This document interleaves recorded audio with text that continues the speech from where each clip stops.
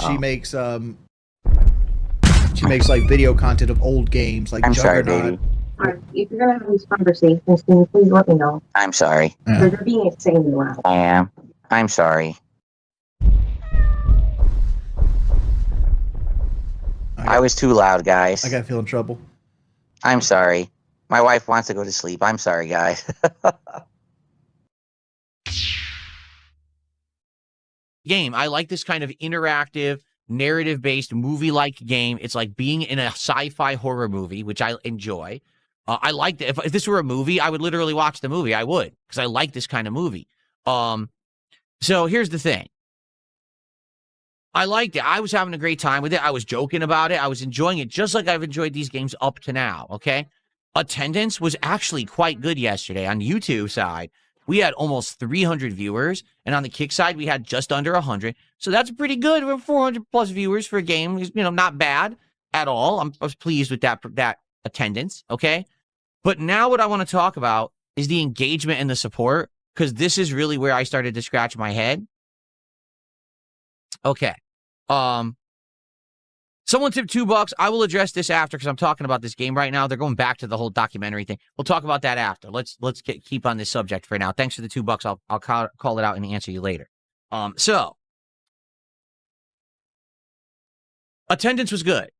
Engagement. Let's talk about this. On the YouTube side, even though we had so many people on the stream, almost no one was talking. Normally, for a hot new game like this, I'd have people tagging me in the chat. We'd be having conversation. We'd be joking about the game. We'd be having a good time. For some bizarre reason, the chat was like dead and not moving. And I'm like, I don't know if that means people are just really engaged in the story, or maybe they're using the stream as kind of a background stream because it's not really gameplay heavy. I don't know what's going on.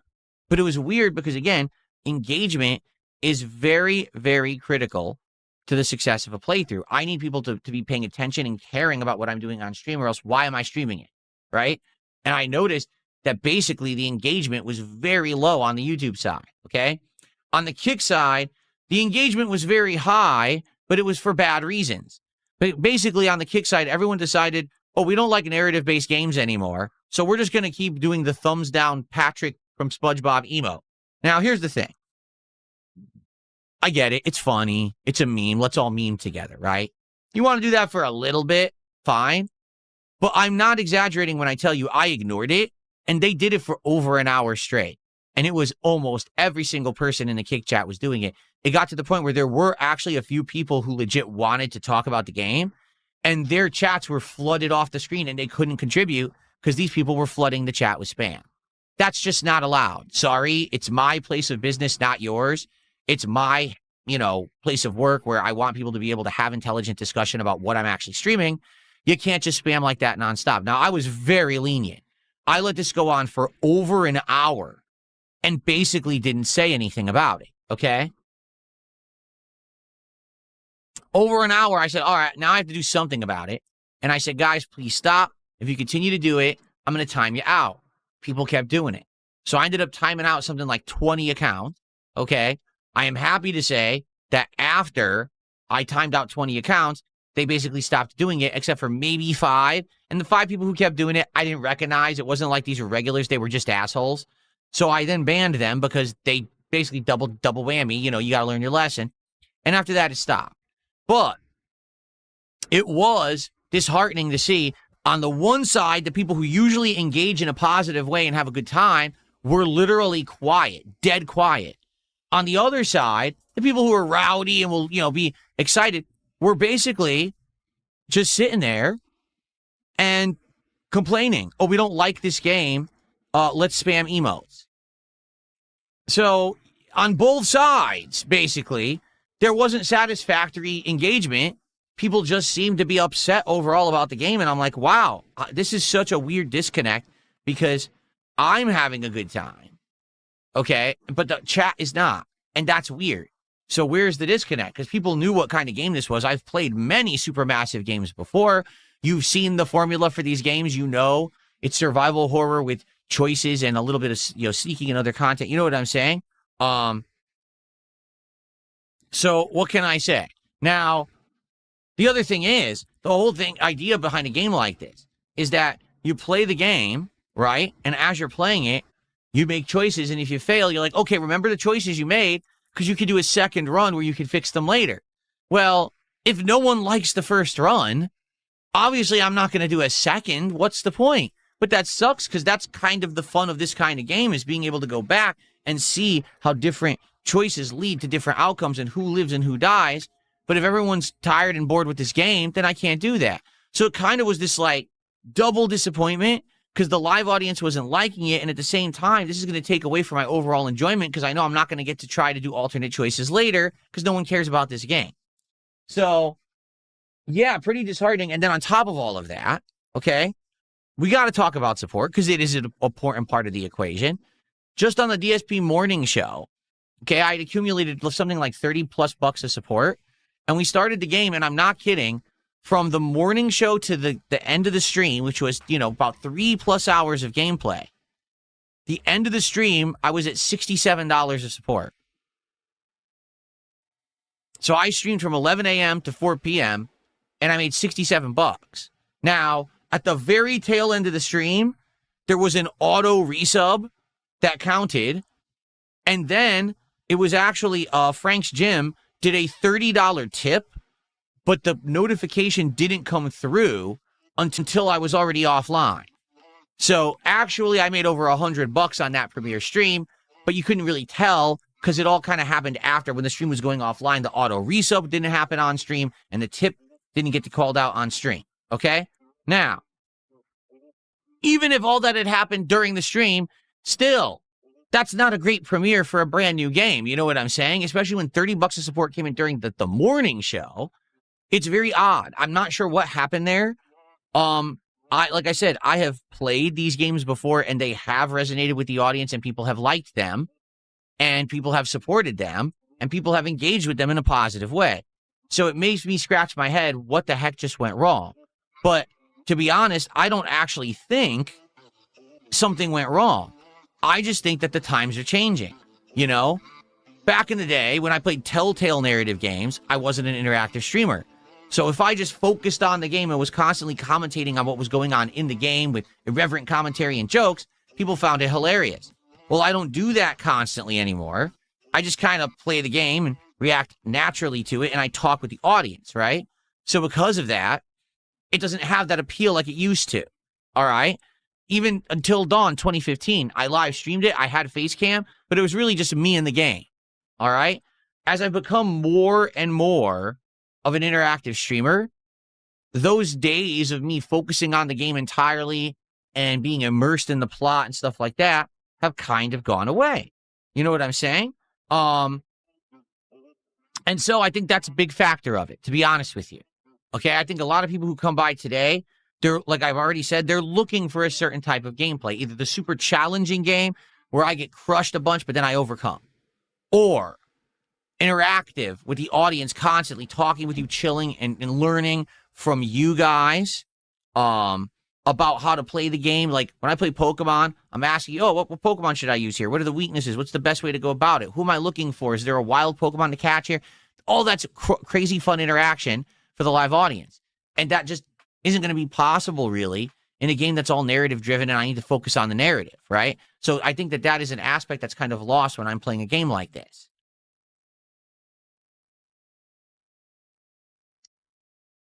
And so, looking at all this stuff and all things considered, right? The truth is, I bought the game. I like the game. I want to continue with the game, okay? And I hope that for those of you who like narrative-based games, you will join me for this game. But it just seems like if I'm going to continue with it, it's going to be the Dragon Quest VII all over again. I'm playing it because I like it. There will be a smaller audience who also enjoys it, but it's not going to be the main audience. And it's going to be, people always crapping on it and being toxic about it. And there's not much I can do about that.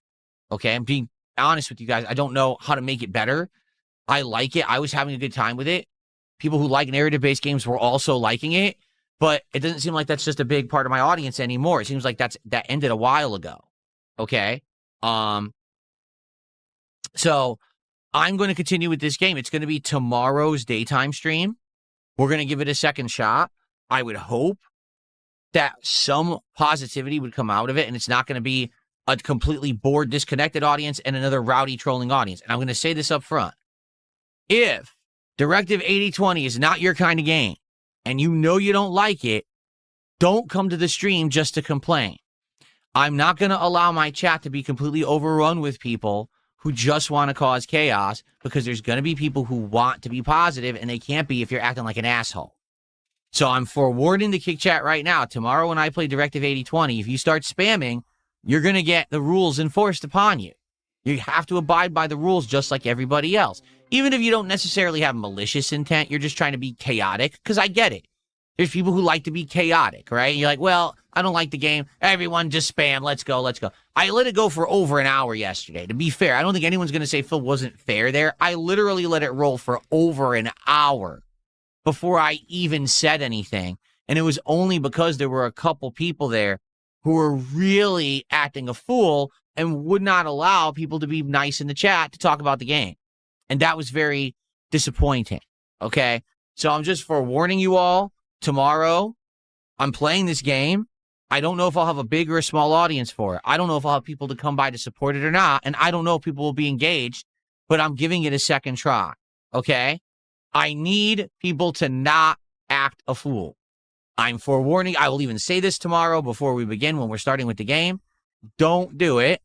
You're playing with fire. I need people to actually be able to use my chat because it is my place of business. Do you understand? I hope you do. I don't mind you. Like right now, there's people doing the thumbs down emo. I don't care. You know I don't care. But you have to let positive people also talk. Okay? Does that make sense?